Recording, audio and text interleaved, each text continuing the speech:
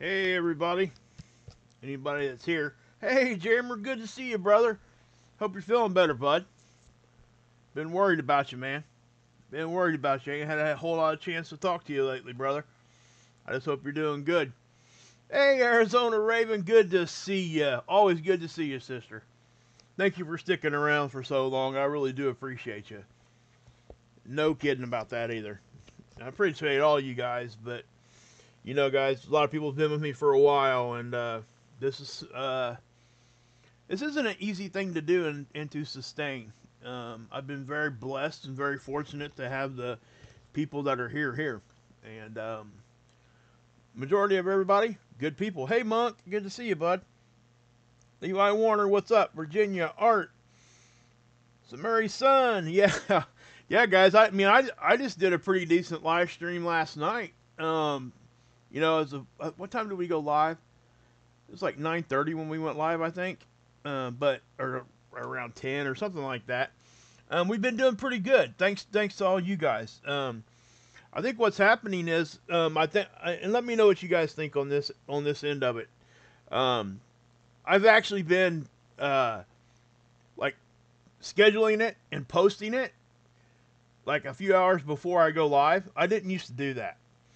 Um, because I wasn't always sure when I could go live. But what I've decided to do is to do that, and it keeps me focused on when to get here and do this. With my life right now, with my daughter and everything, it's hard to like narrow something down. But when I do that, YouTube will send out a notification typically about a half hour before that time comes. So basically, I'm getting two notifications to you guys doing it that way instead of just popping on here and going live. So I think it works better. But what I want everybody to know is that I'm not always going to be able to say, hey, I'm going to schedule it for like 9 o'clock. Or you're going to see times much like what Adam and Dex do over on Marfugal. You're going to see times where that time was going to change a little bit because I'll have to adjust if I can't get here on time. But I do think it helps. Number one, helps me stay focused. Number two, it gives you guys a better idea when I'm actually going to be here. I hate just dropping that stuff on you, but up until now, I haven't had too much of a choice. Used to do all my stuff in the middle of the night when everybody was in bed, and it was edited videos. That's why the squirreling stuff, most of you guys didn't get to see until I started doing live streams. Because you could edit the squirrel stuff out. So, but I just wanted to point that out. And thank you guys, anybody who's becoming members and supporting the channel that way. It really is truly making a huge difference in my life. I want you guys to know that. And I don't say that lightly. When anybody supports financially that way, you guys work hard for that. And I appreciate it in words that don't even exist. So thank you for that. Okay. But yeah, hey Butterfly, good to see you. But I do think sometimes popping in here on a different time frame, it allows people that really couldn't get to a live stream to be here, right? So that's where we're at right now. But let's go ahead and talk about this because this is something we are 5 for 5, by the way, right? Angel Miss, what's up? Just so I'm double checking here. I think I've seen some 5 for 5s in there. Haven't seen no 5 for 5s yet, but is anybody hearing me here? Hope you guys can. I'm not going to keep moving unless I know you guys can hear me. Okay. Just making sure. Thanks, Edward. Appreciate you. Yeah. I have to. Yeah, I'm not going to do a whole live. I can check it in other ways, but until I see some of you guys say it, it gnaws at me. It really does. Angel Miss, didn't you just get a membership last night or something? Didn't you get a gifted membership? That was awesome. Hey, Mark, what's up? Because I gifted a membership last night, and I wish I wish and I don't wish I could control who gets those, but I have no control over that. So from now on, when I do gift a membership to you guys, I'm going to give you guys like a 15-minute warning. That way you guys can get active in the chat, because that's how the algorithm decides who gets it. So we'll just do it, from now on we'll do it that way. Cowboy Roy Rogers News and Clues. What an interesting name. I'm not sure if I've ever seen you in here. Good to see you. Mary Gunn, Marilyn, what's up? A lot of you guys I haven't seen for a minute. And I think it's because of the time I've been, yeah. Hey, Peter K. Hey, Karen. I got a bunch of ham radio guys that follow my Facebook, and they love your... Well, thank you, Jammer. That really does mean something. It really, truly does. So thank you for saying that, man. And I want to talk to you, too, after the stream and everything, maybe tomorrow sometime. There's these new communication things. Me and Ripper was talking about it, but my son actually talked to me about it, just out of the blue. And I want to get your opinion on it. I'm not going to go into it right now, but it's for, like, if grid goes down and things like that, we can still communicate. But it's sort of like a ham radio, but it's not. And you probably already know what I'm talking about already. But I forget the name of it. It's just not coming to me right now. But the more of those we have, we can still communicate. So anyway, let's go ahead and get into this, guys. I was shocked, just to be honest with you. I wasn't expecting this today. So I'm just going to play this. Well, actually, I'm not. I'm going to go back here first. This right here is the satellite SOHO. This is where the image is coming from. It is 1 million miles closer to the sun than what we are. Okay? Now, I've shown you guys this before. This is a CME detector, and they highlight the ones when it thinks it sees a CME. There's 2 of them here. Now, when I first seen this, I thought this was just one. And the reason why is because sometimes you'll come over here and it'll say like 3 o'clock here. And then you'll see one, 2 or 3 hours later, but it's the same CME. It just starts at a different time. Like, instead of catching it right away, it thinks it sees a second one. So oftentimes it's wrong on that aspect of it. But this time it's not. There are 2 CMEs 3 hours apart that fired right off in the Earth strike zone from 2 different sunspots. Yeah, you got that right. Is this sounding familiar? This is very, very... I'm not saying that these are even close to as big as what happened back in May. But this is very similar scenario, what we're seeing right now. And I'm not saying that that's going to happen, because I don't... I really don't think it is. I can't rule it out, and the reason why is these are not X flares, okay? These are M-class flares. So there's one eruption, and if you're not watching it close enough, they're so close together, you miss it. And so to explain for people that don't know, and please share this out, guys. This is something that it's not going to get any traction at all unless we share it. And I really want people to see this. I'm going to come back on later on tonight, too, and give you guys an update like I normally would anyway. But this happened, so I wanted to make sure you guys could see it. But this is because I imagine some people are going to be talking about it today. And there's been enough time that I've got data to show you. It's not like it just happened.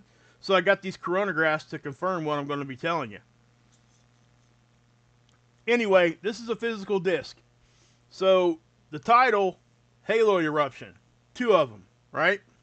What's a halo eruption? Well, the energy that pokes around this occulter disk, this physical disk that's on the imager. It looks like a halo, so they call it a halo eruption. No other reason. It just visually looks like that. When we see the halos, we don't know if it's going off the back or coming right at us. It's much like looking at a tornado on the ground out in the middle of a field. And if that tornado doesn't look like it's moving, you might want to hightail it out of there. Because if it doesn't look like it's moving, that means it's doing the same thing that these CMEs are doing with this occulter disk. It's either coming right at you, or it's going the opposite direction. And if it's coming at you, obviously, logic will tell you it should start to appear bigger. But if you don't see a tornado moving left or right, you don't need to be standing where you're standing. Go find somewhere else to be. So I'll just say that. Now, but a CME is the same way. But unfortunately, we can't just, do a little hip bump and move the Earth out of orbit for a minute, right? We can't do that. So we just have to grin and bear it And luckily we have our magnetic field that helps us out here. But again, guys, there's one eruption. I'm just going to kind of bring this back, and I'm going to show you the time frames, okay? And so this is Noah, right? We had look at this. I thought I seen that happening. See, I ain't liking that. Nah, I don't like that. Yeah, I don't like that. I wish that hadn't happened, because now I'm going to have to go look here in a minute, and I'll tell you what I'm talking about in a second. But this flare here is the one that happened right around 3 o'clock. So it would be this first eruption. You see the timestamp? Now remember, the surface of the sun is here, this white circle. It ain't the full occulter disk. So we usually typically got about an hour of time passes from the time it erupts till the time we can see it on this coronagraph. Anywhere between a half hour to an hour is about normal.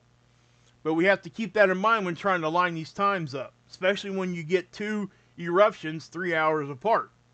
They're kind of hard to pinpoint down, you know. But anyway, so at 2:30 right there, if we keep going forward, you're going to see this start to pop. Right about there, right? So what time was that? 4:48 showing right there. You can see it getting bright right there at 4:30. So we got about an hour, right? Hour and a half. What time is that right there, right? These are 3-hour plot bars, averages. Okay? So that's about right at 3 o'clock. So that is definitely coming from that particular flare is what caused this eruption right here.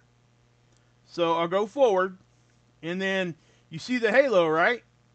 Now, this is almost like a half halo, but it's on this side of the sun because I can show it to you. So this is going to impact us, okay? Whether it's a direct hit, I can't give you that right now, but I think it is, because the NASA models are already starting to update, and there's at least one that we're going to take it right on the chin. No doubt we're taking it on the chin. There is no question. Now, this one here, I'm kind of wondering, but it did spread out, right?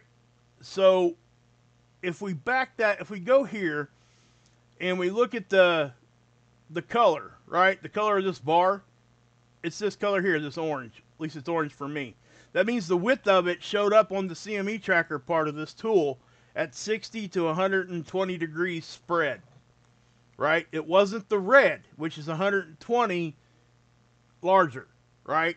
So basically, it's just getting wider as those colors change. This hung in there about between 60 and 120 degrees, so it makes it just a little touch more difficult to try to figure out if that's going to hit us, right? So I'm going to pause it when this starts again. Oops. Now, if you just let that play, which is what I'm going to do here in a minute, but this is the halo part of it, right? So I'm going to actually just play it at regular speed. What's that look like, right? If you just looked at that right there, you would think that that was one eruption. Most people would. It's not. There's a second eruption in there, and we just can't see it, the brightness and the flash of it, because it's directly behind this occulter disk. Now, when I pause this, and we'll go slow, okay, so here's your first one. You see this right here? It's very faint. I do believe that that's probably the second one starting to show up, but it could be part of this one also. So we're going to just go real slow here, because the time frame we're looking at is about 3 hours after, which is 6 o'clock. Now, again, that's a longer duration one, so that has a better chance of producing a CME. It was flaring longer. Now, again, this one here looks to be like it's flaring longer too. So we're going to take a look at SDO here in a minute, because this isn't going to be on the coronagraphs yet. Okay? There's just not enough time there yet. But we can still see if we can find it. Now, I'm going to go forward here, and then there. You see that right there? That's the second eruption. Okay? That's the second eruption. So you got two of them so close together, they almost look like one. And this is what this is why I'm here right now. Because typically I would have just waited till later on tonight. But I want you guys to have an understanding of this when somebody else starts talking about this. Because they will. This is going to be big space weather news. I'm not going to say it's like warning type of stuff. But I'm just saying everybody's going to be talking about it. This is going to be decent news for space weather. So that pops right there. And then right there is the beginning of the second one. The second one looks like it's going to hit us more direct. I'll just say that. Because most of it's behind this occulter disk. It's just straight coming right at us. The second one is not going to miss us. And it's not a baby either. So that means we're going to have geomagnetic storming. Okay? Can I give you an idea yet? With this double tap, plus with the other eruptions we've already had coming at us, glancing blows here and blow there, it's all coming this weekend, and then this is going to be right on its heels. So with that being said, I don't think we get out of this without being a G2, G3, and that's on the low end, and we could actually get higher if our magnetic orientations in the correct way to draw this stuff in. Okay? The BZ, basically. And also, it's going to depend on what kind of magnetic fields are inside of these CMEs. Okay? That's a big deal. So, anyway, as we go forward there, you've seen that. So, I'm gonna play this. I'm gonna slow it down so you guys can kind of get the full brunt right there. Now, I know, guys, it doesn't look like massive stuff, right? Well, it's never going to look like massive stuff when it's coming right at us. You're going to get the halo eruption from these coronagraphs. Okay? So, what do? Well, first thing we need to do is throw some prayers and good thoughts out to Miss Dragon and everybody else out there dealing with the wildfires. You guys should go over to Miss Dragon's channel. She's got a picture of the sky of the fires and stuff where she lives. And people were getting evacuated and all the above. And somebody else was telling me that they were just now living in an area, first time ever they got to evacuate. That was in our chat the other day. I forget who that was too. But guys, I mean, just prayers and good thoughts. So let's get some ones in the chat for everybody if we could. I'd really appreciate that. Either that or, good thoughts, like I said. And, little praying hands, something. Okay. So, what do we do here? Well, the first thing we're going to do is I'm going to show you here. This is the Enlil spiral from NOAA, right? This will show us CMEs. And 2 days historic data, and then it tries to forecast 5 days in advance. These are the ones that were already coming at us. Okay? So, obviously, today's the 27th, so the 26th is passed. We're here. We're expecting a geomagnetic storm at any time. Right now. So, yeah. But do you see what else has happened here? This isn't these new eruptions yet. These were already blown off the sun before the ones I showed you. This model hasn't updated since those blew off. These are old CMEs still coming at us. So that's my point. We got this stuff happening right now. And then in 2 days, 2 to 3 days, we got these other two direct coming at us. Now, how can I be so confident in saying direct? Because NOAA's not showing these yet, right? Well, NOAA ain't the only game in town. So that's what I'll tell you. And that's not a shot. It's just and we can go look somewhere else. We'll look at the NASA tracker. Okay? Now, again, it doesn't get no more than head on than that. Okay? This model has been updating really, really quickly lately. I don't know why, but it is. It used to be more of a lag than a NOAA model, but this is NASA's version of the model, and it's the same model. They just interpret different data points differently, and they won't exactly match up. But when they do match up, you got to know that something's going to hit, right?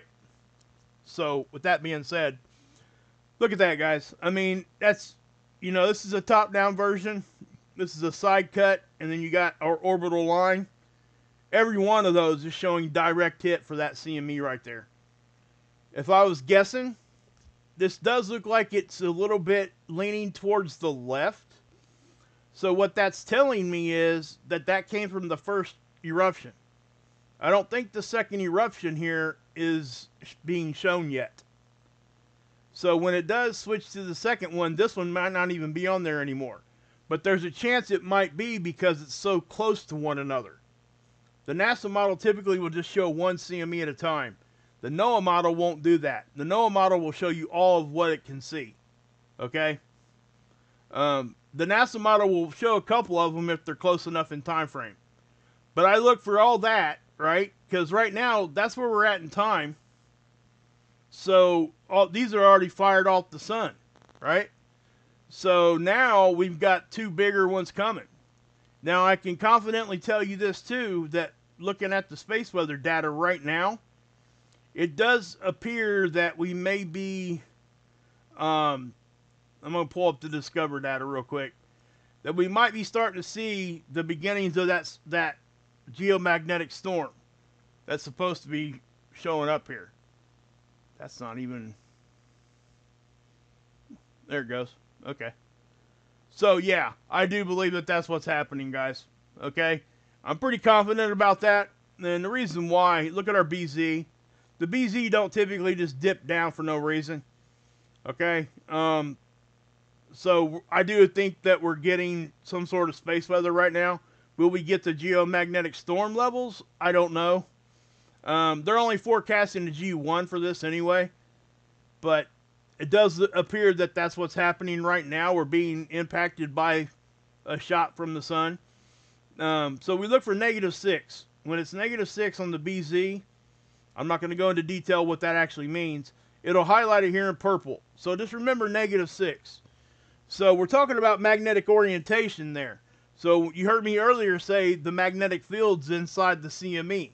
That's why this matters. Because if we're at a negative position and the CMEs are mainly positive, the magnetic fields, it'll draw it in. Now, if the polarities are the same, it actually pushes them away. So, hey Trish, good to see you. If I didn't say hi to you already. Hey Brian, Sergeant Bun Bun, I ain't seen you in a minute.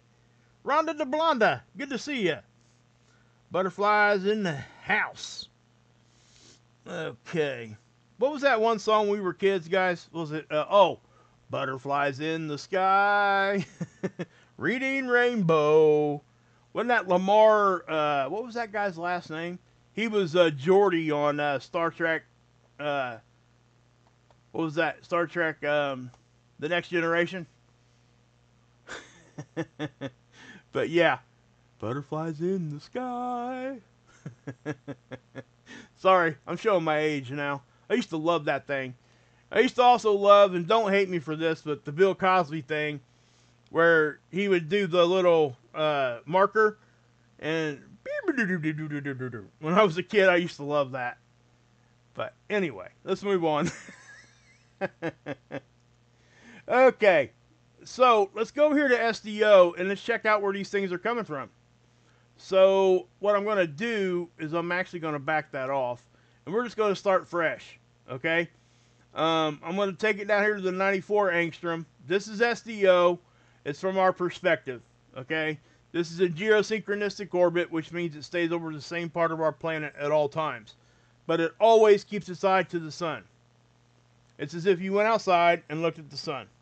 That's right, baby. That's right, Virginia. Faux show. Now, we are in eclipse season for the SDO satellite. What's that mean? That means twice a year we get a period of days that the Earth will actually pass between the satellite and the sun. It'll eclipse the satellite. So we miss a few images, and it's not that big of a deal. We can go over to GOES if we want to see the full uninterrupted one. But for this, this is good enough. It's fine for what we're doing. So obviously, guys, those are two separate sunspots, and they're firing. And they are directly in the Earth strike zone, both of them. And so they're what we call sympathetic also. In other words, they're communicating with each other and they can actually fire at the same time. That's exactly what happened back in May. There was one of those that happened. So anyway, so we'll go forward here. And if we see the first one, we'll take it back to the timestamps, right? So if we get to like 3 o'clock here. All right, so there's your first eruption. See that little blink right there? That's that impulsive flare. This one went straight up and straight down, right? That's impulsive, but just a little quick flash, right?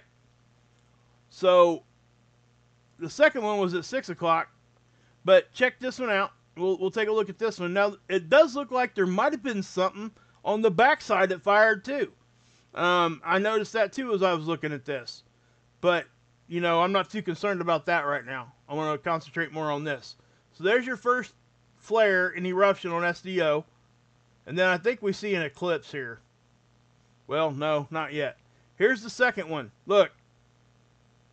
Okay, this is the one. Look at the timestamp. That's your second Halo CME. 2 of them.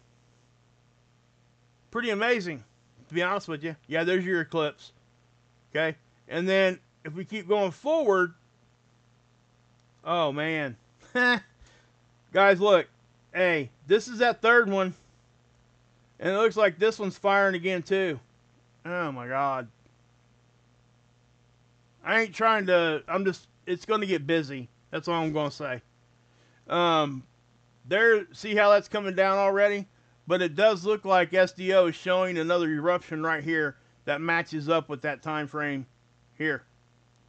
Okay? So if that is the case, it looks like we got a third CME 3 more hours behind. Or 4. Yeah, right around, well, no, it's about 3 from end of CME to end of CME. Okay? It's still, on SDO, all the data ain't there yet. Okay? It's still showing an eruption. But look, not just here, this one's erupting too. See? See what I mean about communicating with each other? They're firing at the same time. This is the third CME, guys. And I do think that produced a CME. So we're going to go look at the 211. This could get very, very interesting really, really quick. I didn't expect to see that third one. And it looks, and if I'm actually being technical here, guys, that would be number 3 and that would be number 4. So we're just going to have to wait and see. I'm not trying to make some big claims here yet, okay? I don't want you guys to think that because that's not what's happening here. So we got... So what we'll do is we'll go look at the 211 here. So please share this out. People need to see this one, okay? I really hope people watch this one. And I'm going to come back later on today and give you guys an update. Maybe even 2 of them. Just depends on what's going on. But this is what we expect during solar maximum. You guys hear any fear in my voice? I hope you don't, because there is none there. I'm not afraid, okay? There's no reason to be afraid. We can't control anything anyway. So we're not going to be afraid about it. We're going to be aware, right? Now, I'm not saying we're going to get some big G5 storm out of this. I simply just don't have those answers yet, okay? I nowcast anyway. I don't try to forecast. But I will give you my opinion on these things. And so I'm going to pause this. I'm showing you the 211 for a specific reason. It shows a lot of the corona. So if we see a lot of the corona getting displaced as the eruption happens, that will lead me to think that, help me understand whether or not the plasma actually left the sun. Okay? That's why I'm doing this like this. So let me back it up here. So here's the first one, and it would be from this sunspot. We could do it by the timestamp. Okay? Now, did you see what that did? It spread all the way up there. So I'm going to back it up so you guys can see that again. You see how the atmosphere just gets disrupted all the way. Now, again, the sun's the backdrop, so it's going to camouflage visually what we actually can see. Okay, but the coronagraphs are already confirming that that had a substantial CME. Okay. Now, this is what makes it hard for me. Can you guys see back here? Watch right here, because this looks like this is on the backside, and it does look like there was an eruption there. So let me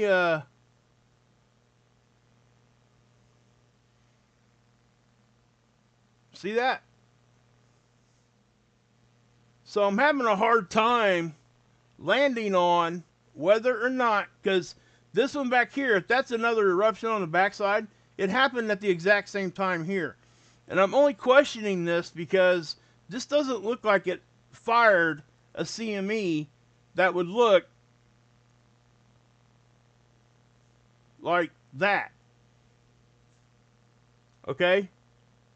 Number one, it's more going to the left than what I would expect to see from something right here in the middle. Okay? So what I think's going on here, and I can't confirm this yet, but I think we've got two separate CMEs. Yes, this CME is still going to come at us, but I don't think that the CME related with this one is this one.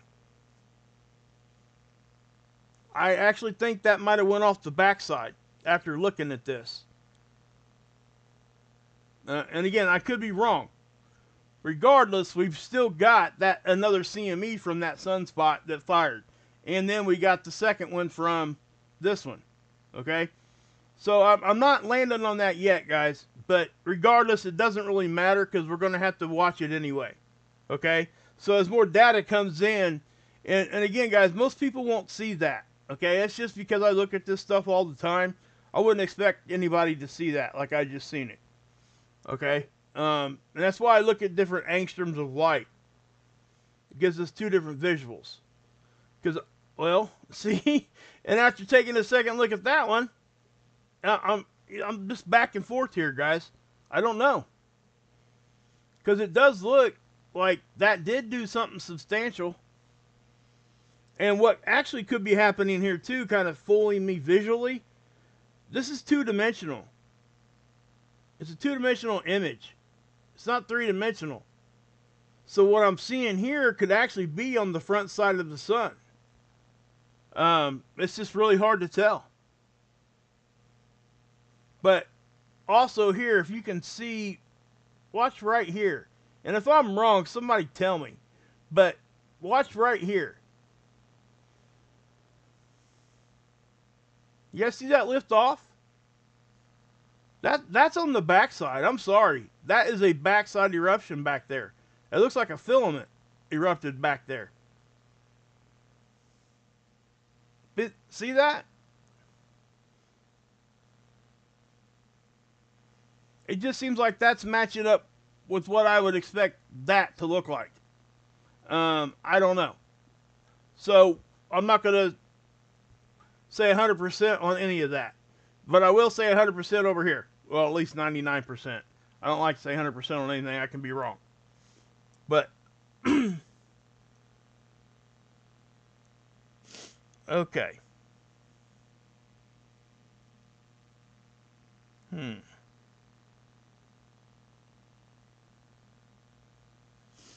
So whatever you guys, guys, let me know what you guys think in there, okay? Because I don't really have a clear answer on that first one. But I can tell you right now that this one here is substantial. Okay, watch the, well, see, I'm going back to that one being substantial too. I think they both are. No matter what the backside did, I still think both of these are still substantial. Watch the disruption though, because it even pulls back the corona enough, it exposes the surface. It creates a brief corona hole. Watch. Okay, there's your eclipse again. That's another way to show you the eclipse, right? Because it's moving. So we caught it right in about the half point there. That's why it looks like that. And then when it came back, that's the first one. That's what you would expect to see. It's coming back just barely on the edge. And then the next image you get, it's back all the way. Okay? So I just want to point that out. Now, so let me back this up. So I think this one erupted. It destabilized the area here, and these two are kind of communicating with each other. This one decided it needed to erupt too, and it caused a halo CME. So won't see that? Yeah, definitely. That's a CME that's coming at us, and it's almost like the whole front of the sun. This part here, this whole area of the sun, just kind of blew. It ain't massive as far as speed or anything like that, but you can definitely tell, guys. So yeah, we got at least two of them back to back coming at us. Now, if we look at the time frame here, see, 10:49. What do we got over here? That's about 10 o'clock, right? That third eruption right there. I do think that it produced a CME right there. Watch. I'll back it up. See that? Hope you guys can see that. So what I'm going to do is I'm going to take this to the 94. Well, we're going to go to the 304 because this actually might help us. We go to 304. We can see ionized helium on this one, and we can see filaments really well. But it'll also show us more direct plasma bursts and stuff coming off. Hey, Schaefer Grow, good to see you. Get some sleep, butterfly. Get you some good sleep and some, dream well, please.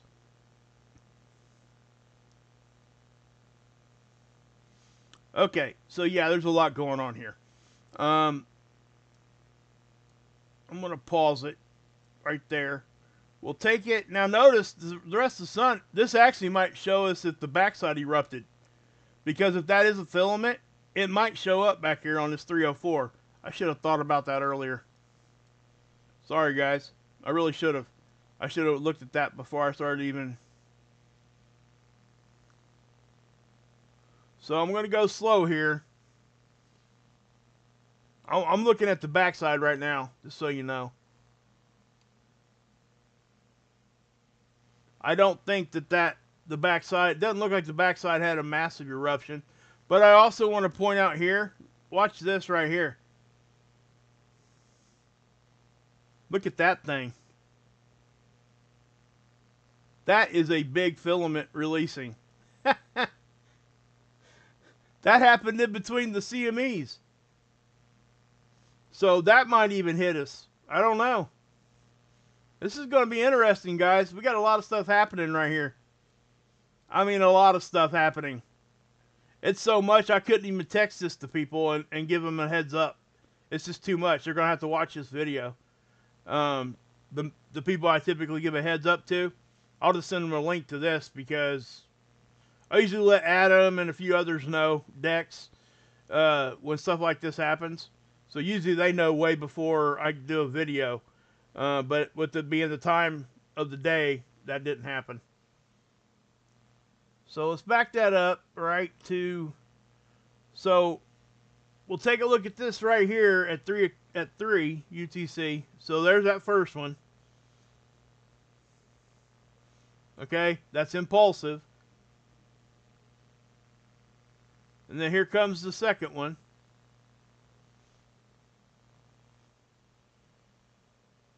Okay, we're not seeing much on the 304 here on that one. But guys, it's definitely, we are, that filament up there, man. I'm glad it wasn't right here, because if it was, it would have really got us. It still could get us. Okay, so when these filaments release off, they bust in the middle sometimes. Sometimes they'll bust over here or break right there in the middle. And it's just like your incandescent light bulbs, guys. Anybody around my age, or maybe a little younger, I guess. We used to, when light bulbs, to all you kids out there, anybody listening to me that might be, I don't have a whole lot of demographic under a certain age, but you used to be able to take a light bulb and shake it by your ear. And if you heard it clinking in there, little teeny sound, that means that filament inside there broke. So it disrupts the circuit, right? It breaks and there is no light bulb. The bulb blew. Well, this is a filament. That's the same thing that's inside of your incandescent light bulb. It's a really thin wire that's typically coiled up there in the middle. And what it does is they coil it to purposely cause resistance. And that resistance, electrical resistance, basically causes friction, okay? Causes heat. Heat causes light. So that's how the incandescent light bulb works. So when that filament just wears out, it'll break, and that's when your bulb goes out. Right here, guys, if this filament breaks, guess what? All that magnetic plasma is just getting freaking thrown out everywhere. So that's what I'm trying to say here, okay? It's very similar to that. So you can kind of use that analogy when you try to explain it to somebody else. But yeah, it doesn't look like that's any kind of like massive or anything. It's just large as far as length. So yeah. Did you break one last night, Virginia? Yeah.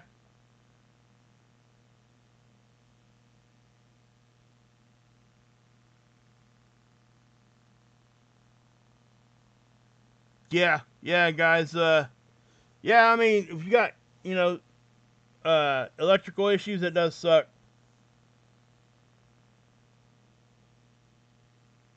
Yeah, I remember that too, Raven. It's funny you say that. I do remember that. Well, thank you, Schaefer Girl. I appreciate you. Thanks for saying that.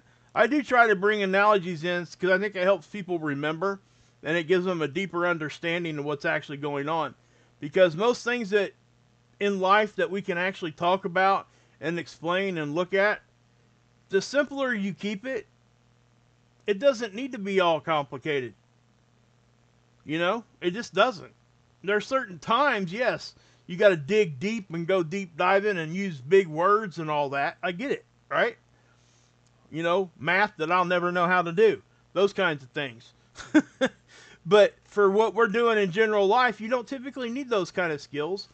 And what I'm trying to say is, we don't have to throw a bunch of word salad at each other. All it does is confuse people. And if you got a channel out there and you're doing that, ask yourself why you're doing that. You might be doing it unintentionally just to make yourself feel a little better, like you know what you're talking about, right? And you might know what you're talking about. But guess what? Your audience isn't going to know what you're talking about because they don't understand the words that's coming out of your mouth. So don't do that. So yes, I just used the old Chris. What's his last name? Yeah, Tucker. Do you understand the words that are coming out of my mouth from Rush Hour? Him and Jackie Chan. Love it. Love it. Love it. You're right, Daniel. Big words don't mean more meaning. Exactly. Yep, keep it simple, stupid. Exactly, Schaefer Girl. Yeah, you guys get it, and that's probably why you're here. You get it. And that's why. And I hope that I'm able to, I'll say this too. You could be the smartest person in the world on one subject, but be the dumbest person in the world on every other subject. So, what are we doing here? That's what I'm trying to say. It just doesn't matter. I'm not saying people are conceited either. I'm just saying, you don't have to use big words to get your point across. You don't.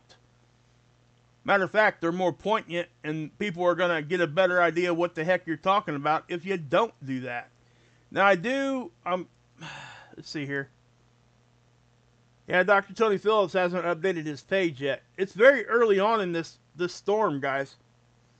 I'm not sure if anybody else has posted any videos on it yet, but it's still storm. It's still storming. We're still having eruptions as we speak. And that's what I'm saying here. It feels a lot, not really as strong as that one we had back in May, but the stuff that's happening here There's a lot of stuff going on. And right now I'm not even saying anything close to what we had back in May. Okay, that is a massive storm that we had back then. So I'm not going there with that. I'm going to have to get more data, and we're going to look at more coronagraphs later on today and have a better idea when we look at the real data here. Okay? So please don't draw any conclusions from any of what I just said right there. It wasn't my intent. So let's take a look at the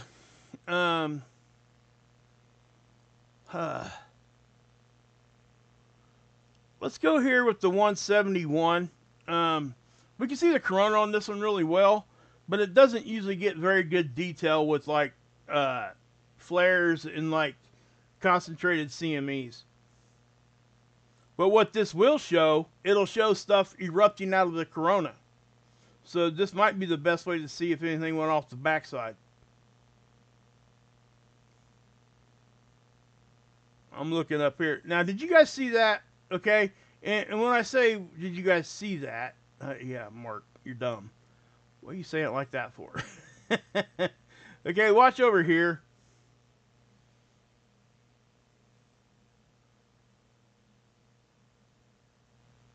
So let me slow that down. And watch right here. This is what I mean about you can see it in the corona. You'll see plasma kind of really reach out right here. See that? And that's actually, I believe that that's connected to this sunspot. But you can see how we get a hazy look here in the middle. Look, you guys see the haziness anywhere else? See how hazy that is? That's because it's erupting there in between all them sunspots. Now, I will say this. See, that looked like that filament was on the backside, didn't it? But I just showed you guys that it's actually on the front. This is what I'm trying to say. So watch right here. You'll see that filament release off. See it? And if you were just to look at that, especially because of that eclipse, you would think that was on the backside. But I just showed you on the 304 that it's not. It's not. It's on the front. So, yeah. I'm sorry I'm getting quiet here. I just got to look at this. And this is showing those eruptions rather well. There's just a lot going on in that part of the sun. Now, one thing we can do, I told you guys last night in the live stream that if we started seeing these bigger sunspots become more complex, we would start seeing more eruptions, right? So I'll be curious to see if these over here did that.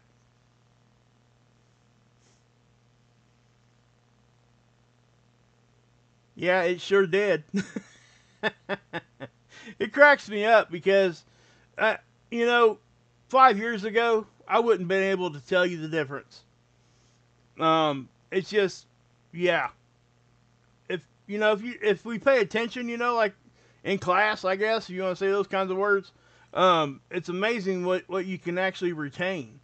And that's kind of where I'm at with this. So let me,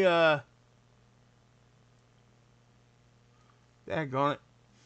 Yeah, my daughter's got a big match tonight, too. I'm looking forward to seeing her perform tonight. She's got color guard. So, right here, guys. Last night when I showed you this, we didn't have these other little ones getting close to each other. If you remember what I said, when the blues and yellows start getting close to each other and swirling around, and I used this one as an example. This one's caught up now. Now this one's probably harboring more energy too. These spots are bigger. So when the positive and negative get close to each other, you get reconnection points, reconnection events. When that happens, that reconnection is your flare. Boom. It flares. It's like a short. It's like going out to your car battery, taking, well, don't do this, by the way. Take a metal rod, a piece of rebar or something, and touch both terminals at the same time. And see how quick your hair stands up and your eyeballs pop out. But, yeah, same kind of thing. So right there, right? So you get your blues and yellows just mixing with each other. And that's what I was talking about, guys. When you start seeing that,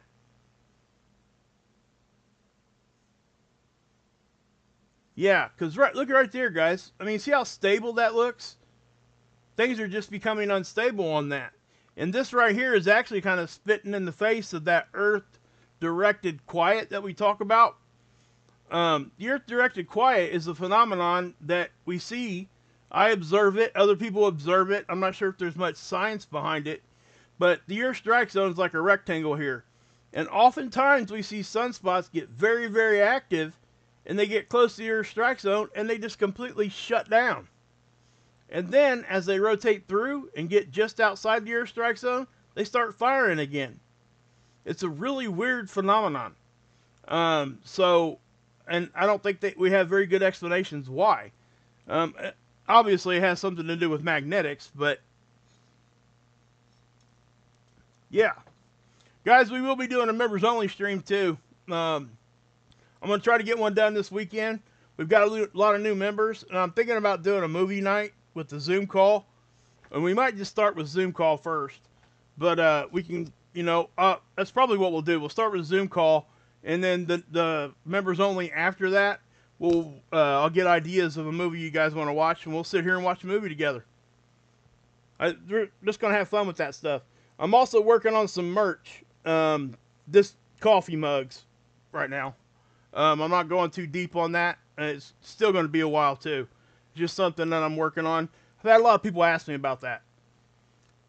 So I want to, and anybody that's a member will be getting discounts depending on what tier you are. Guys, I only have, I think, 3 or 4 tiers in my memberships. It starts at 4, then it goes to 9. And I think I put the highest level is 20. And I stopped. It's like three tiers. I wanted to keep it very simple and very, as low cost as I possibly could. $3 or $4 for a membership is cheaper than most other channels. Just so you know. But yeah. But I do try to do a members only about once a week. Here the past few weeks I haven't been able to get it done. But yeah, Kathy, you already had a wrench, Kathy. I don't know why you were showing up like green. But you did. You already had a wrench. I checked you last night. So there you go. You got it. Okay. So, aloha, Kathy, by the way. It's in the middle of the night for you over out there in the Hawaii land. Kiddo Mama, what's up?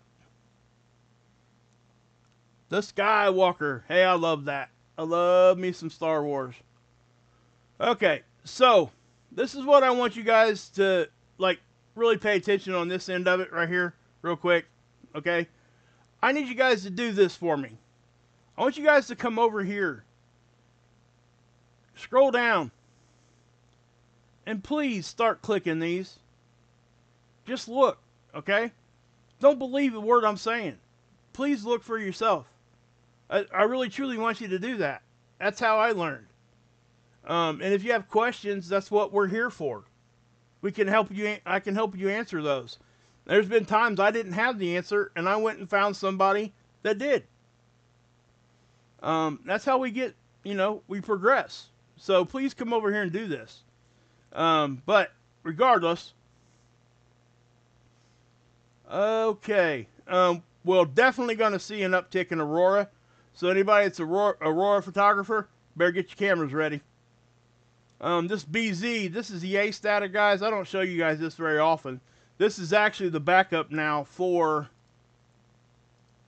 this Discover, okay? And yeah, we just went back down into, see, we're going to start seeing this. You see how it went up, down, up, down? That is so indicative of a CME hit. I'll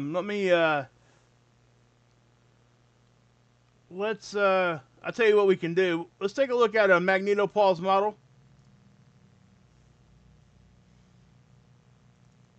Okay, and my guess is this is going to be jumping around. It's going to be moving. Sun's off to the left, and what we're looking at here is just velocity. This is density. This is magnetic pressure. Okay, so the lower dense is white, right? Okay, and then up here, the dark reds are the high speed. Right, -600, but the dark blues, it's the stuff moving at the same speed as the dark reds. It's just moving in the opposite direction. Because they're talking about magnetics here. Negative and positive. So one draws, one pushes, right?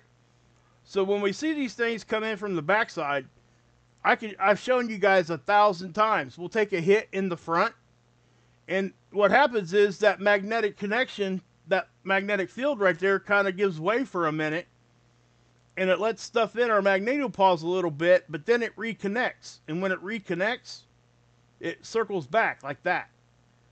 Just like, and I haven't used this analogy yet, just like the radiation storm we got the other day. Remember we had the backside blast?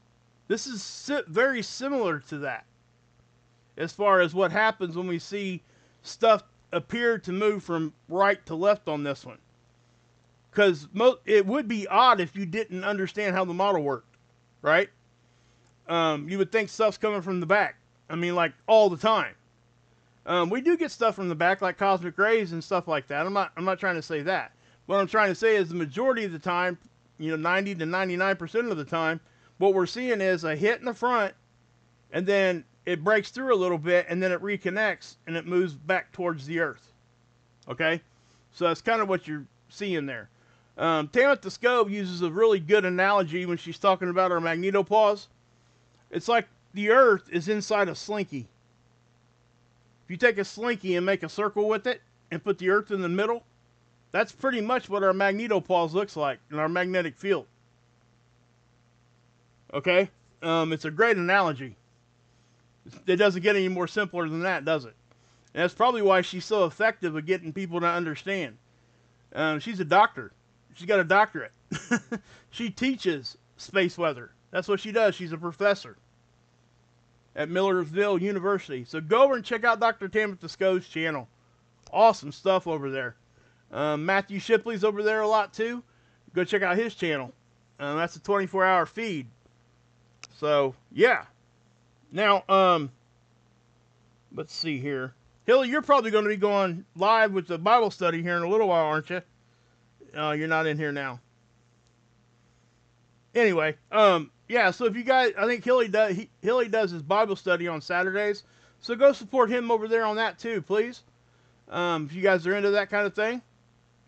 I'm a Christian, and I enjoy it.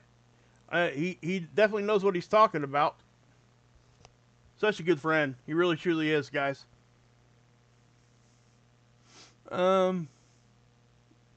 So let's I'm trying to see if I can show you guys. Okay, yeah, hold on 1 second here, guys. Stay with me, okay? Please stay while I'm pulling this up. Give me a roll call in there, and let me know where you guys are from. Okay? This is HelioViewer. Okay? This is another website, just a tool we can use, right? And this is a 304 angstrom. It's just hard to get a movie tool running in real time on this thing without downloading it. And that's why I don't do it. Okay? I'm going to pull this up because I want to show you guys this. Okay? So if I go to the newest image right here, that's what we got right now. So why am I using HelioViewer? For one reason. This. That's how big the Earth is to scale to what we're looking at here. Okay? So if I zoom in a little bit more, look. The Earth fits inside that sunspot. That's how big things are. It takes 330,000 Earths to fill the sun. Or go across it. I can't remember exactly if it's go across it or fill it up. I think it's talking volume. Give me 1 second. I'm going to switch screens here for 1 second on you guys. Don't go nowhere. I'm still going to be talking to you here. But I'm going to put that up there so I can do this real quick. Let's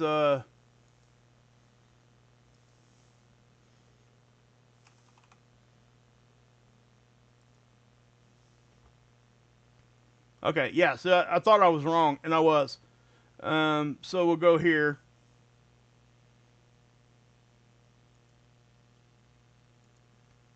Okay, so I simply just Googled it. Many stars are much longer, but the sun is more massive, right?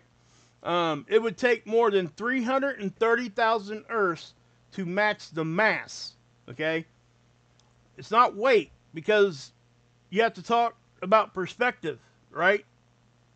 So your weight is dependent upon what kind of mass you're standing on.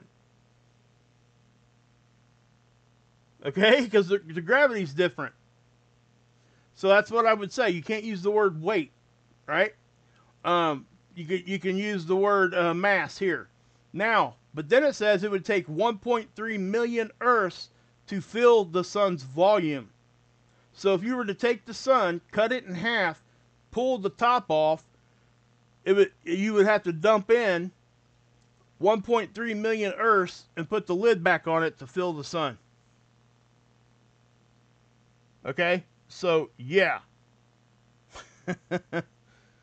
117 behind. What's that mean?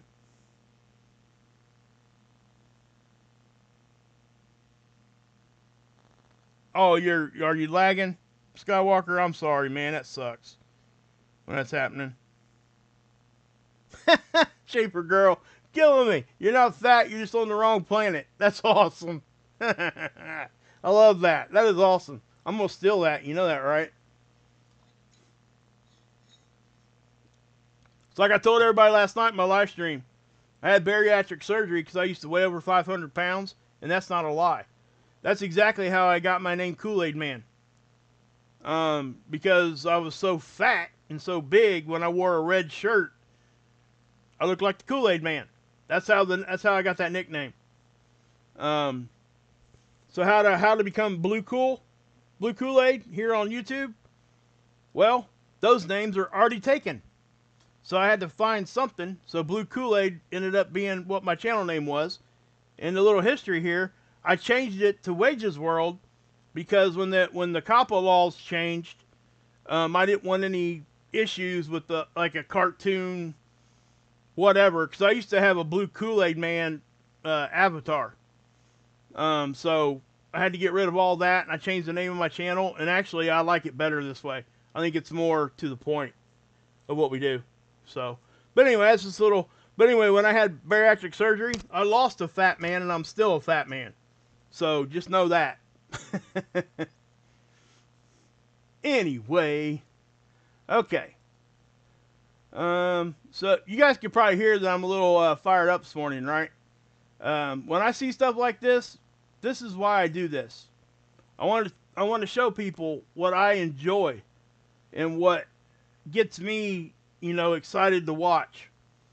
This is the stuff that does it for me, okay? And that's why I do it. So, yeah. So whenever you hear me get excited, like really excited, don't think that I'm being anxious or scared, because it's never like that. I truly am never ever scared.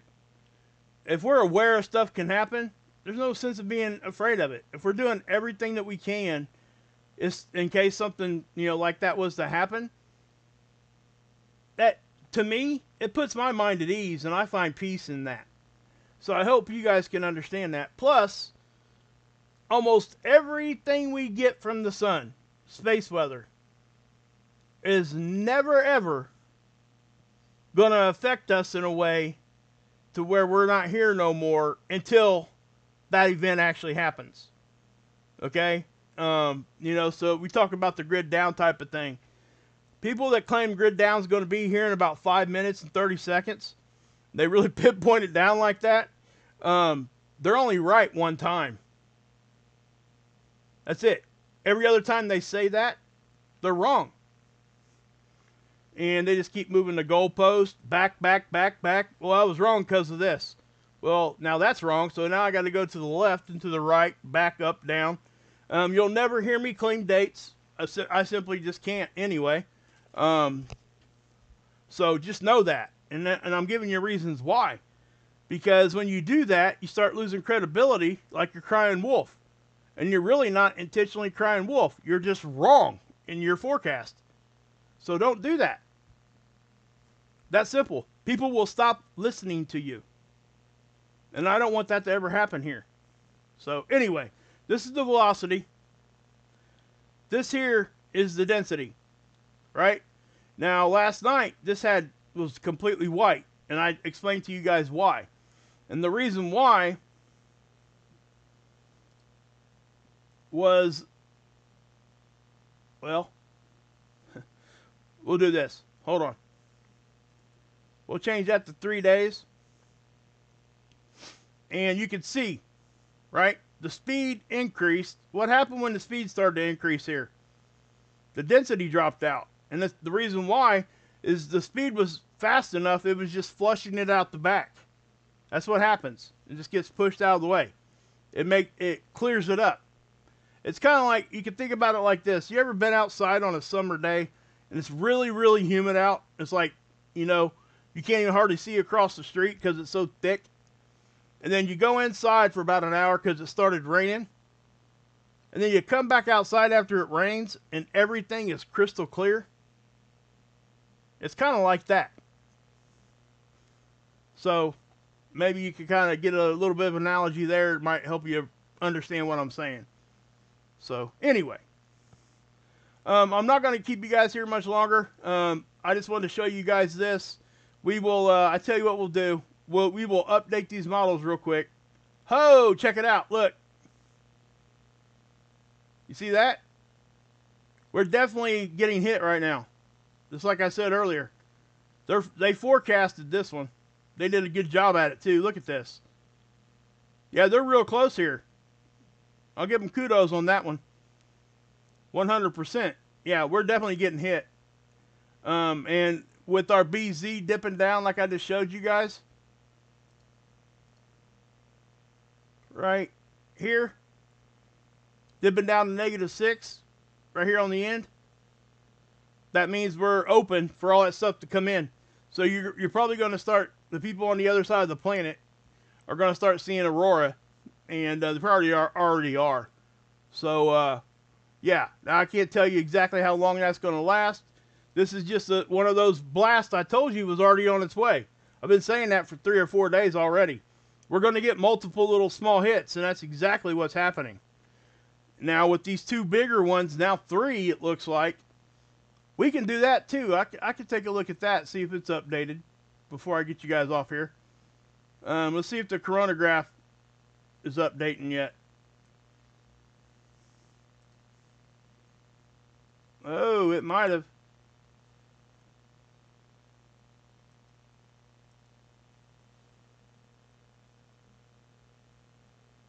I don't know, guys. That right there, that image you're looking at right there is confirming that second halo CME is definitely coming right at us. Notice how the first one's already off. We can't even see it. Let's do this. Shoot. Tell you what we'll do. We'll go up here and look at the whole day run for right now. Right here. And let's see what we can figure out. Oh, wow. Check it out. I think the 3rd CME is showing up. So, I'm going to back this up. There's the first one, right? There's the second one.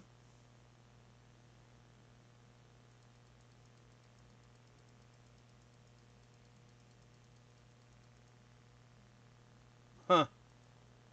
What time frame we get here? You see how it kind of got bright right there? Right around 9? What's the time on this one? No, it's not. So yeah, we're not far enough in time for this Coronagraph to be updated yet. So we're going to have to wait on that. So I'm not going to even go any further with that discussion. But yeah. Will UK get hit, bro? Planet Max, when we get CMEs, it's a global event. Okay? And the reason why is because it's all magnetics. Now, a flare is different. The flare is greatly depending upon what part of the planet's facing the sun. So when we get hit with the flare, because they're two separate things. We got to remember that. We could come look at this absorption, D-region absorption prediction model. It'll show up as a bullseye where the X-rays are being intense. That's your flare. Now the CME doesn't arrive for typically 2 to 3, anywhere between 2 and 5 days. Okay? When that hits, everything's coming in magnetically. Now, yes, the part of the planet that's facing that CME, facing the sun when that CME hits, is most likely going to get hit a little harder, but you will still get effects globally, no matter where it hits. Okay? You got the global electric circuit also that comes into play. And I'm not going to get into detail what that is. Let's do this.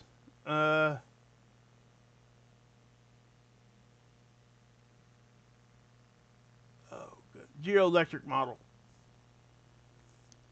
Okay, this is the geoelectric field at the surface. Okay, this is not geomagnetism. This model is here showing you space weather's effect on unnatural electrical components. Wall switches, wires, transformers, your car battery, all that stuff, right? Anything that ain't produced naturally, that's what this model is trying to do, show you space weather's effect on it. Now, also, you see how intense that's getting? So we're definitely getting hit right now. Space weather, or a geomagnetic storm affects the geoelectric field directly, and vice versa sometimes. So we look at this model because they're trying to bridge a gap between earthquake forecasting and space weather. We know that it affects it. We know we get upticks in seismic activity every time we have a hit. Anytime there's a coronal hole, we always get an increase in earthquakes and, seismic activity. Think about what's been going on this week, guys. We had a big geyser blow. We had a 5-point whatever you want to land on over there down in Texas. And there's a lot of reasons for an earthquake, okay? Make no mistake, space weather is not the only thing causing earthquakes. It's just part of the formula. That's all I'm saying. And they're trying to figure out how much of the formula space weather should take. You know what I mean? But, alright guys, I am going to go ahead and get you out of here.